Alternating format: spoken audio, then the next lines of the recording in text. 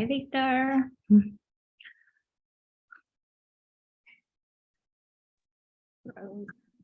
Hello. Hi, Ed. Welcome. Nice to meet you both. I see Annie, is that you? Yes, purpose. Let me rename myself to still keeping purpose, but adding my name too. Hey, where are you all located today? I am in Mexico today. And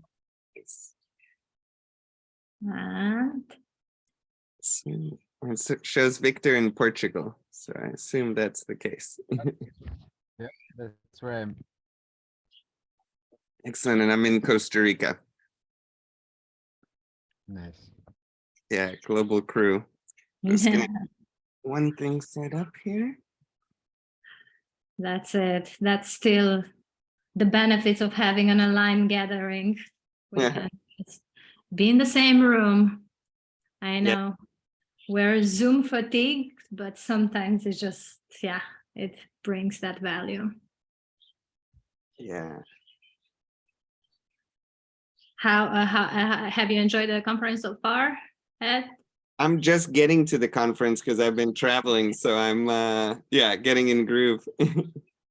Okay, great. We just started with the serious talks. Yesterday was all celebration and opening and Okay. ceremonial and connecting with each other. Beautiful. And are the talks recorded for people who couldn't make Yes. it live?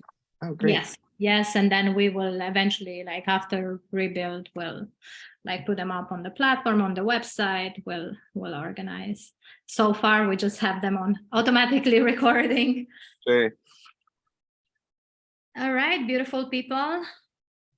So welcome. I'm sure more people, or maybe not. It's, whoever, the right people at the right place at the right time together. So happy to welcome here today with us, Edward. I think you prefer Ed, Zaydelman, and really curious to hear you talking about how do we actually authentically align our vision and how can the vision align with the land. As village builders, sometimes we forget to be agile and we are very focused on our initial vision. And then we are in contact with the land and, there is that moment where we are exposed to listening to the land, and how do we align that and how do we move and change along with the current reality. So I'll, since it's a short talk, we only have half an hour, about 25 minutes in the room. I will just pass it directly to you. Awesome. Pleasure to be here. Hi, everyone. Pleasure to share a bit on vision. And when I was asked what would I like to share on, I also reflected what are the most challenging things that village builders and friends in this movement are coming across, whether they know it or not. And it's often alignment to the vision. And I kind of made like a joking title, but I always hear from people like Spirit told me that this is the land, this is the place, and it's true often, but just to challenge that a little bit and go deeper into what it means to really align our visions. Everyone can hear okay? Just checking. Cool. Yes. Maybe I'll start with a little background just to give you all context, a little bit about how I got here. But I'm originally from New York City, and I was in nightlife, throwing very large events and parties, gathering people. And I knew I loved community. Eventually, nightlife and parties were not the only way to gather community. So I went to work at Burning Man for 2 years with the founders of Burning Man, with Larry and Marion. And that was like my next step into understanding how people can live in community, albeit temporal community, and a lot of visions of different kinds of realities and futures, but all in alignment with certain values, let's put it that way. And still, after Burning Man, I was searching for a bit more. My family got into health and wellness and longevity.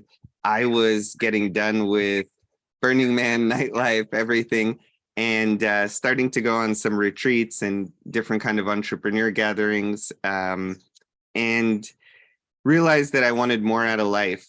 So I quit my job and I went to go look with my family where we could do something where people could live with sustainability and health and wellness and each other and fun. And so a vision started to form of a life less ordinary and much more abundant, where, yeah, we could live sustainably, we could live with health and wellness, have fun, not have it be boring, like some kind of, place to just sit in silence and clean your body. We wanted more, like we wanted art and culture. And so we found as a family, Costa Rica, this incredible country that was like a canvas for what's possible. In any movement that you're in the new paradigm, Costa Rica was by far, one of many hubs out there, Portugal and Bali and etc. But it was the one that was closest to me and where the country matched my vision for quality of life. So before any kind of projects, I wanted to envision what I wanted in life, where I wanted to live, with who, did years of journaling and kept refining that vision. Even in Costa Rica, where would I live? On the beach, in the capital, what was the most aligned? And eventually we bought property as a family, and I was going to raise the money to build our eco village and retreat center. And I had every support from friends, family, and from spirit. Every time I meditated, closed my eyes, prayed, it said, yeah, this is your path. I don't know how I was going to get there, but it's your path. And so I imagined when we bought our first property that everything was aligned. Our vision was good. It was for the health of the planet and the people. It included ourselves and our health, which people sometimes leave out of their vision. And the property appeared that seemed perfect. We bought it, etc. And so I was assuming I was in 100% alignment with my vision, because it felt really good. The place appeared, family, friends, and that's when things didn't really go as planned. 2008 happened, the real estate crisis, whatever they call it. The market dropped out, and here we are with the dream of building a new earth, and all of a sudden, the money that the bank promised us and investors, it's gone. And so now our vision, which seemed so aligned, all of a sudden had stress. I had to go raise money, give talks, do stuff, sell plots of land like many of my friends do in their eco villages, just to raise enough money to keep the dream going. And never did I really challenge, was this vision aligned at that point? Because I said, of course it is. We just have to keep going. Just trust in God, trust in spirit, trust in self, and keep pushing. And it's only in hindsight that I realized my vision was aligned to what the planet needs and how I want to live, but it wasn't aligned to the property nor to the project that I was building. Had we built that eco village, it would have been 90 families who didn't know each other at all. It would have looked like an eco village, with fruit trees and maybe a cool school in Maloka. But I'm glad that although it was the dark night of my soul, I'm glad that it didn't pan out the way I thought, because my vision versus the execution of that vision was totally different and should have been different. And just briefly, like on the personal side, I did the whole dark night of the soul thing. The project that I thought was destined to be didn't work. The community part, we couldn't keep up the payments on the land. The dream that I had, my marriage, everything fell apart. And there I am with my vision in one hand and reality, my family in bankruptcy, I'm divorced, I'm barely trying to keep one project alive. And Yeah, at the time we had done two things. We had created a residential community and plots and worked with architects and engineers. And we also created a retreat center, which was my energy. I knew I wanted to keep bringing people together. So we found an impact investor with a very small investment to buy glamping tents. And we had a big ranch at our property. And so we had a kitchen. We started hosting retreats week after week. The place was full. The vision was starting to come to life. But here I am in the middle of my dark night of the soul with no money, no way to actually bring the project to life. And I felt like all I was doing was pitching my vision. Like I was going to Burning Man and just pitching my vision. Not that it was a bad thing. It was a good vision for humanity, but I kept pitching and raising, and it was not the way I envisioned building the new paradigm in my small piece of it. And so it was a challenge, and I would always put on one face when I was in retreat mode, and inside was really, really in a bad place. And so eventually, as the retreat center got going, the whole house of cards on the bigger vision was collapsing. I needed a break. And so my vision for life at that time was to have some peace. And I brought on a hotel operator at that time called Selena, cool hotel brand. They were into retreat centers and education.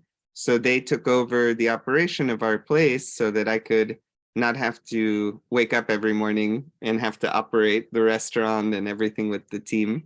So one thing that I learned is there's my vision and there's also my place in that vision. I didn't have to be the chef of the restaurant and the guy opening the doors and everything. And the other thing was what I thought was in perfect alignment obviously wasn't, because it wasn't working. So long story short, I took a little bit of a walkabout. When I brought the hotel company on, I said, well, what do I want now in life? What's my upgraded vision? And at the time, I decided to start advising people building eco-villages and retreat centers because I had learned so many mistakes.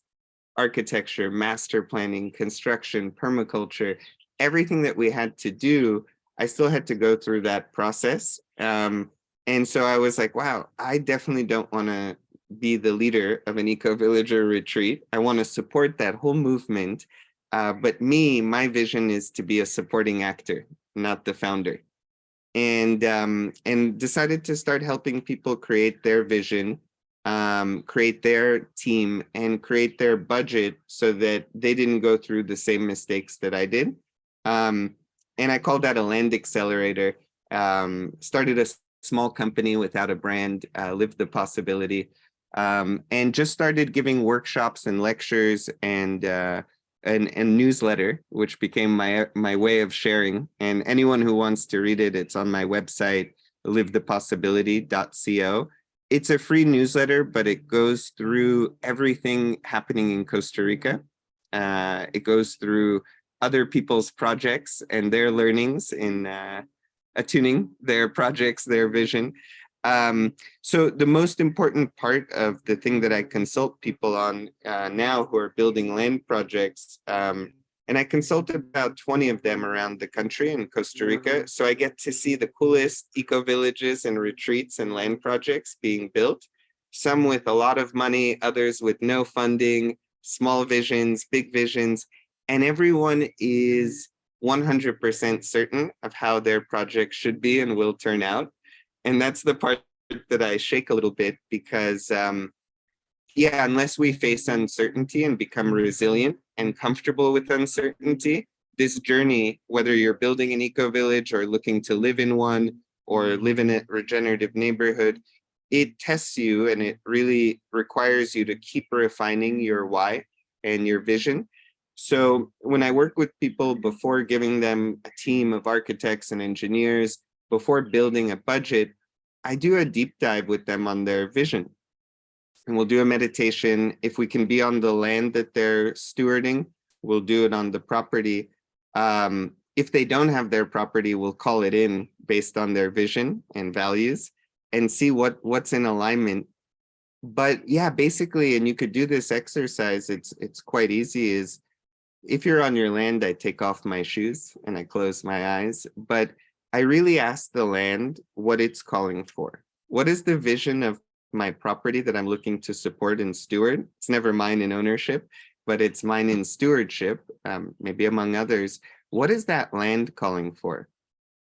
Because myself and a group of semi-hippie friends from Burning Man might think that property is the perfect place for our vision of a new tomorrow. Maybe it's a perfect place to keep the turtles and birds and everyone who's there now just hanging out. So before we touch any piece of earth, even with a good intention, just checking in, is that what it's calling for, first of all? Meditating on a property, saying, hey, is this the home for the thing that's in my head and in my heart? And then checking in with yourself on the alignment of your vision. I thought I had my own vision. What I had was the vision of my family and my father and all of the people that I went to Burning Man with, which is, let's build a healthy planet. Let's build a new earth. Let's heal ourselves. And although part of that is in my vision, I had a hard time distinguishing what was my unique vision that I'm feeling for my purpose on this planet versus downloads that I'm getting from the ether that many of my friends are getting. A lot of times people are like, man, I had this unique vision of building a network of communities of around the world, and we're all going to exchange living places. And I said, wow, really? Just you? You're the only one in the world who had that unique vision, or whatever it is, a series of healing centers and incubators for communities.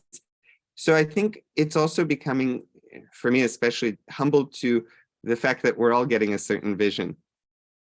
We're all feeling that the planet is going a certain way, and we want to contribute. And I think that's the challenge, is refining our unique vision. Where am I supposed to be helping? Where am I supposed to be of purpose? My ego really wanted to build retreat centers and communities.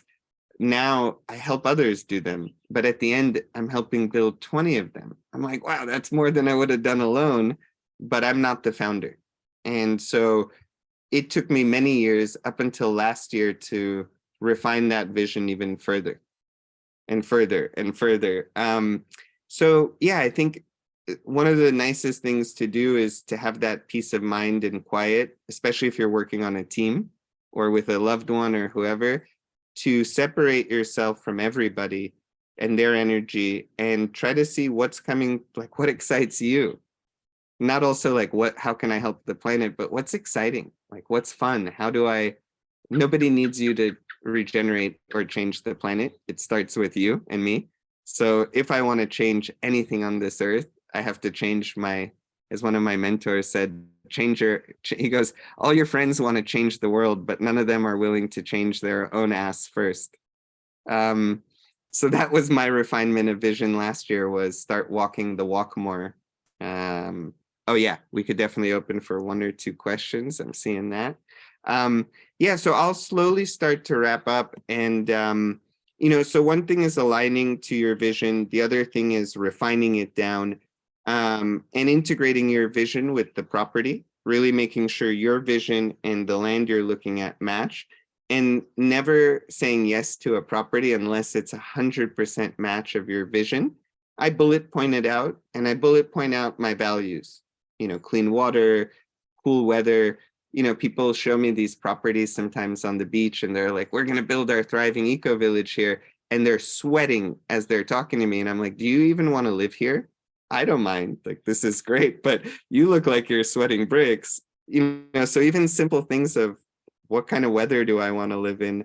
And understanding, our comfort in that place. And finally, the one thing that I hear a lot of people saying is scale. I want to build a vision and scale it globally. And I challenge everyone on that because, there are some people that should scale stuff globally, and that's great. And if they're clear on that, but otherwise, it becomes really tiring to scale visions. Most people have trouble enough nailing them.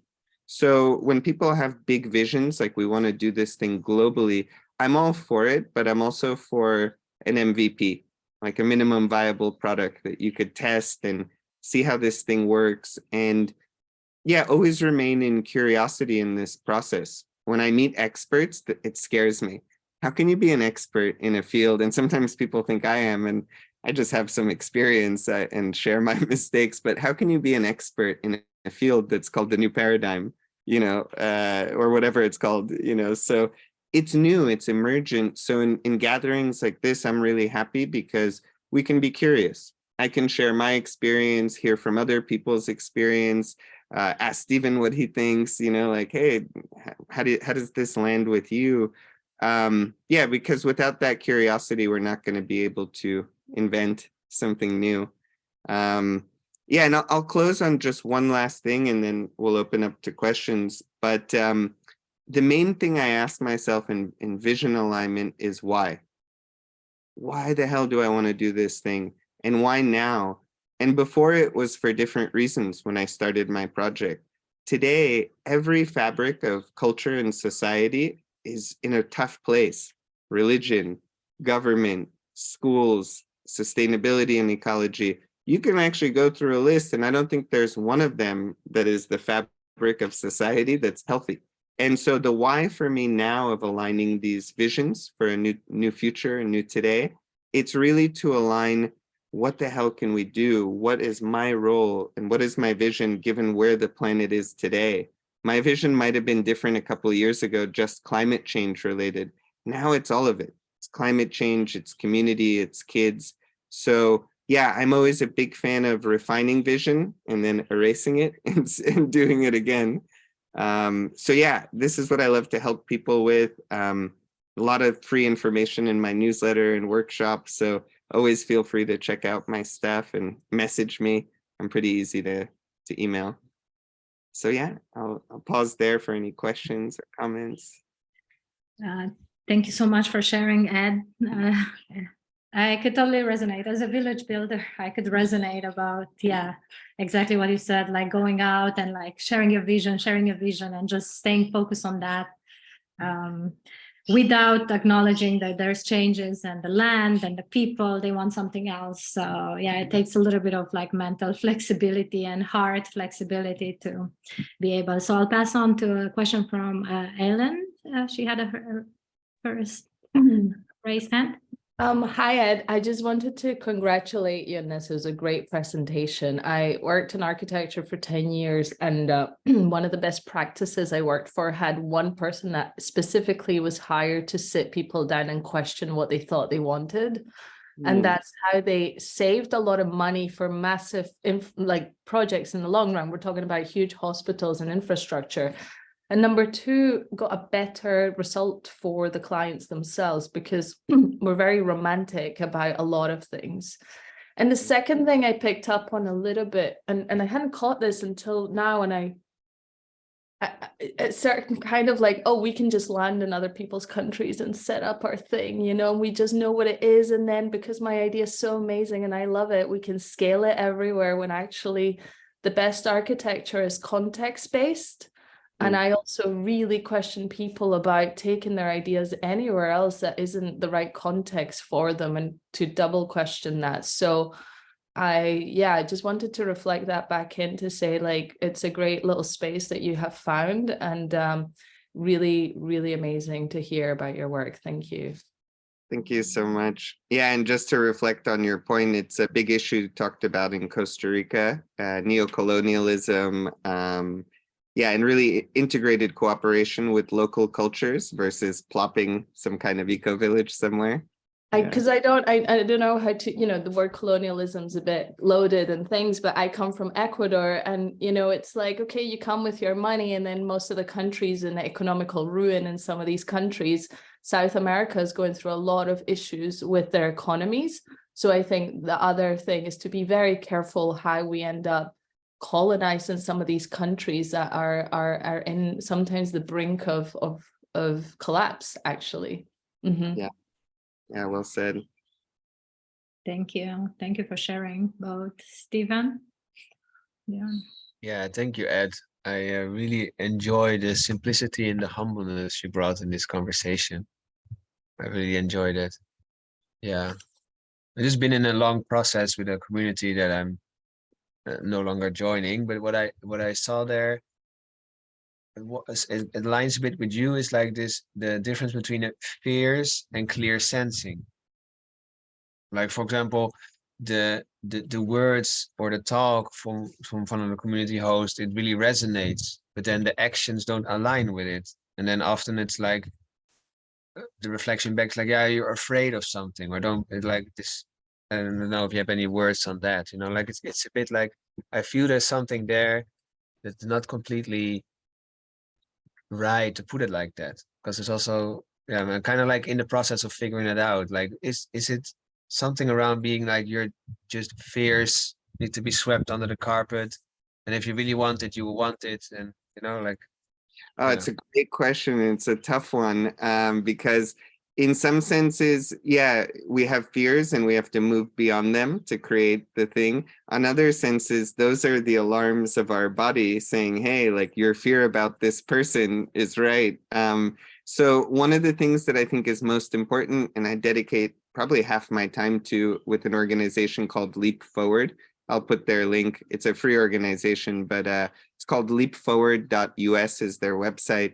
But it's doing the interpersonal work between each other, which I think this movement is missing a lot of, which is we could build all the eco-villages we want, but unless we do the interpersonal work, trigger each other, see that, wow, I have a fear and it's really true because Stephen is building a house and he's not a builder.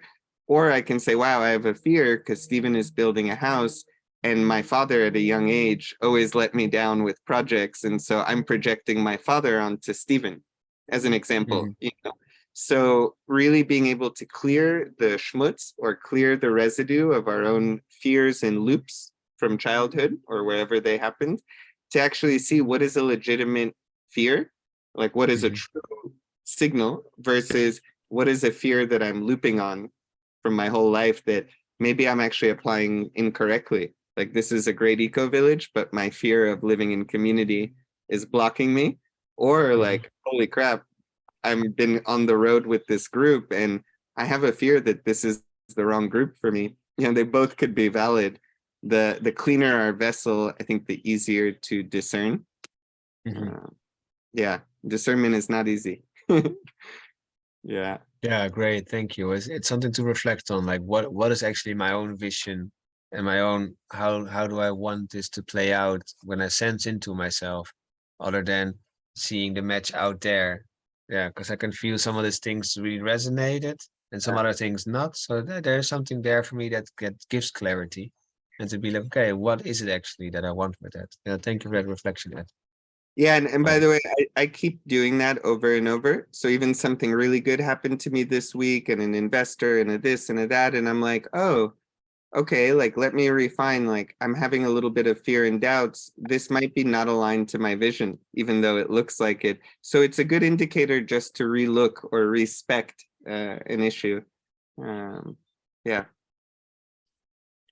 Great, thank you. Cool. Thank you. Thank you, Ed, for sharing your experience, and yeah, definitely for your humbleness. As you said, like, we are not experts. That's why we're here together, also to learn from each other and inspire each other. Yeah. So hope you get to enjoy the conference. I'll give everyone 3 minutes for a bio break before the next session. Yeah, and I'll post my website for anyone who wants the newsletter. It's a great way to, just keep in touch. And I always paste other people's projects and worries and triumphs, so you could see the good, the bad, everything there. So yeah, thank you so much, Annie, and thank you all. Live the possibility. Cool. Thanks, Stephen. Thanks, everyone. See you on the other side. See you.